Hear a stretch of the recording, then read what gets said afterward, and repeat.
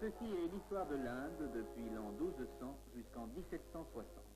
Cela pourrait presque s'intituler l'histoire de trois cités, car nous verrons que tous les principaux événements se passent dans les villes de Delhi, Lahore et Goa. C'est à Goa qu'au XVIe siècle, l'Europe établit le contact avec l'Inde. À la même époque, à Lahore, une dynastie d'empereurs, les grands Moghols, gouvernait la presque totalité de l'Inde. 3 siècles avant, à Delhi, une dynastie de sultans régnait sur presque toute l'Inde. Notre histoire commence à Delhi. Au début du XIIIe siècle, des souverains musulmans nommés sultans firent de Delhi leur capitale. Les musulmans se trouvèrent bientôt fermement installés en Inde.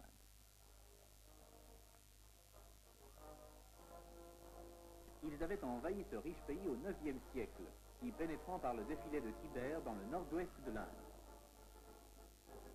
Les envahisseurs étaient tellement forts qu'ils soumirent rapidement les Indiens. Les musulmans apportèrent à l'Inde leur culture et leur religion, l'islamisme. À Delhi et dans la plus grande partie de l'Inde, l'islam devint une force puissante. Cette religion fut d'ailleurs adoptée par les sultans de Delhi.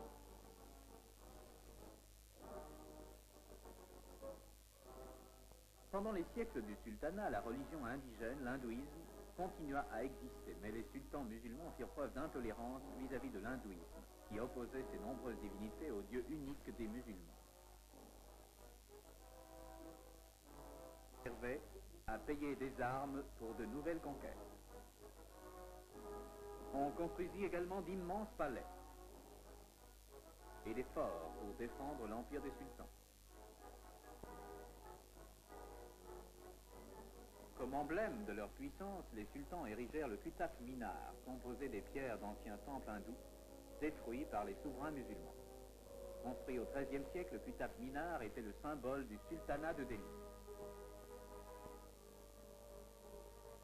Au début du XVe siècle, toutefois, le sultanat de Delhi commença à se fractionner en États séparés. Le règne des sultans prit fin en 1526, lorsqu'un autre groupe de musulmans nommé Moghols envahit l'Inde. Ayant à leur tête Babar, ces guerriers vainquirent les forces du sultanat. Au XVIIIe siècle, l'empire moghol englobait presque toute l'Inde. Pour commémorer leur victoire, les Moghols bâtirent des portes monumentales dans un style inconnu de l'Inde, style qu'on retrouve dans toutes les villes où leur influence se fit sentir. Lahore, une des principales villes de l'Empire moghol, recèle maints exemples de cette architecture. Les grandes mosquées mogholes de Lahore comptent parmi ses plus belles réalisations.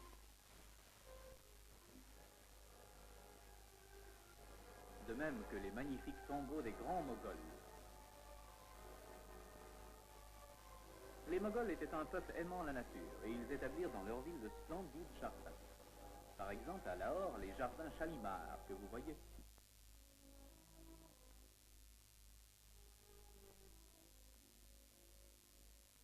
L'Inde étant un pays riche et tentant, les grands Moghols bâtirent des fortifications pour défendre leur vaste empire contre l'invasion. Ce fort qui garde la ville de Lahore fut construit par le grand Moghol Akbar. La vie d'Akbar fut étrange et changeante.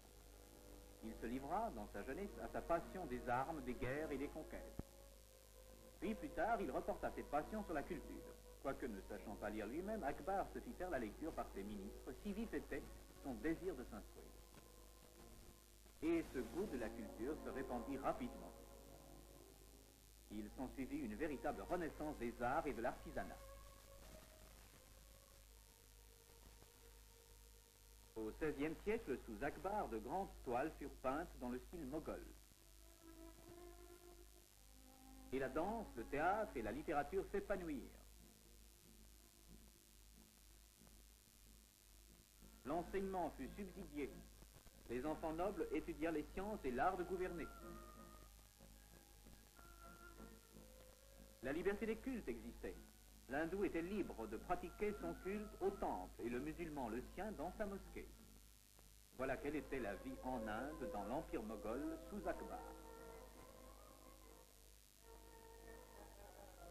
Cette vie, sous le règne éclairé d'Akbar au XVIe siècle, ressemblait quelque peu à celle de l'Europe de la Renaissance. Depuis longtemps, les Européens désiraient atteindre l'Inde et son marché. En 1498, la première expédition couronnée de succès partit du Portugal. Il s'agissait de 2 navires portugais sous le commandement de Vasco de Gama. Il rapporta au Portugal une lettre d'un noble hindou disant « Vasco de Gama a visité mon royaume et sa venue m'a fait grand plaisir. » La lettre du prince décrivait ensuite le royaume qu'il gouvernait en Inde. Elle parlait aussi du poivre, de la cannelle, des clous de girofle et autres épices précieuses convoitées par les Européens. En échange de celles-ci et d'autres produits, le prince hindou demandait de l'or, de l'argent, du corail et du vermeil.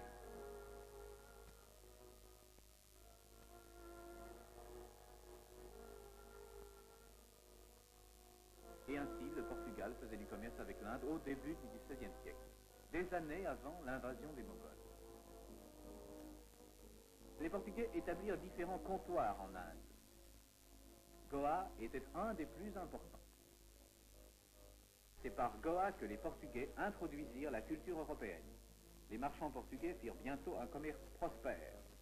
Ils exportaient vers l'Europe des marchandises très demandées, épices, thé et coton, entre autres, et elles furent achetées avec empressement par les classes moyennes aisées d'Europe.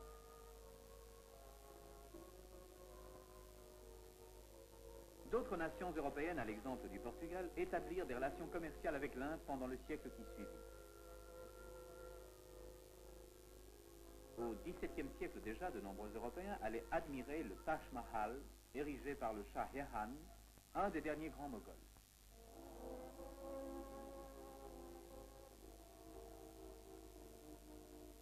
Mais un faste excessif avait affaibli l'empire moghol pendant ces mêmes années où le Portugal, les Pays-Bas, la France et la Grande-Bretagne y établissaient des comptoirs.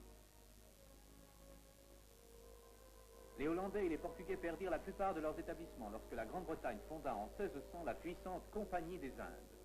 Alors commença la lutte entre les compagnies anglaises et françaises pour le monopole du marché hindou. Cette lutte en Inde se rattachait en de nombreux points à celle que se livraient les 2 mêmes puissances en Amérique. En Inde, un officier français du nom de Dupleix avait trouvé le moyen d'assurer la mainmise de la France sur le commerce hindou. Les Français offrirent leur appui à certains princes hindous contre leurs rivaux. En échange, ces princes durent céder aux Français le droit exclusif de commercer. Les Britanniques agirent de même. Il en résulta un conflit commercial et ultérieurement un conflit armé entre Britanniques et Français. En 1757, à la bataille de Plassey, les Anglais vainquirent les forces indigènes armées par les Français. Le héros de cette bataille fut l'Anglais Robert Clive de la Compagnie des Indes. Avec Clive commença une ère d'influence britannique, une ère nouvelle dans l'histoire de l'Inde. Pendant plus de 5 siècles, l'Inde avait été le théâtre d'influences multiples. Delhi, Lahore et Goa furent les centres nerveux de sa puissance.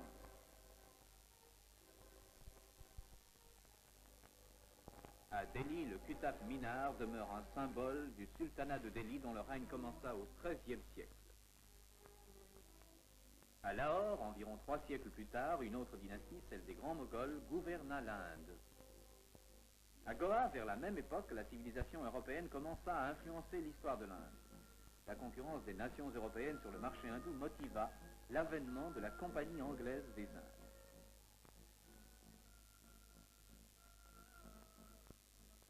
Et ultérieurement, le gouvernement britannique, symbolisé par le lion britannique, domina les affaires de l'Inde. Le règne de la Grande-Bretagne dura jusqu'au XXe siècle. L'Inde conquit alors son indépendance.